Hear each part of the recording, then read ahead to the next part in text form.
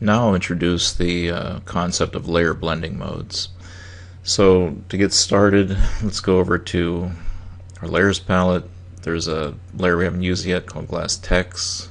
Glass texture is what I mean by that. So click on the eyeball so we can see it. And of course it covers everything because it's in the foreground, it's on top. Make sure that the glass text layer is enabled, it's blue. And we're going to change the layer blending mode. Now the layer blending mode drop-down menu is found here right above, and the default is normal. And there's this drop-down menu, so if you click the drop-down menu there's several options available to you. So what the heck is a layer blending mode? The layer blending mode changes the attributes of the layer that it blends with the pixels beneath the layer for different effects. That's a good way to put it. And hooray for me, I just made that up on off the top of my head. So it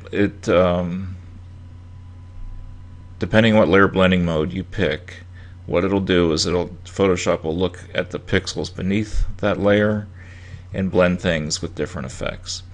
A really easy one to understand. The best thing to do is to play with these, just to go through and click and see what they do.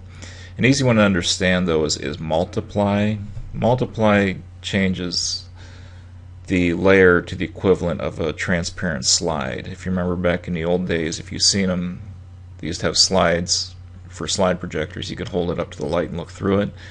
Well, that's the effect we're going to get here. So I'm going to click on multiply, and the layer doesn't become transparent really, okay, because if you look you can see the layer still has a lot of integrity. It's not, I didn't reduce the opacity of it, but I can see through it. Okay, so what Photoshop is doing is it's taking this layer, the glass texture, it's looking at all the pixels underneath it, and it's creating this effect.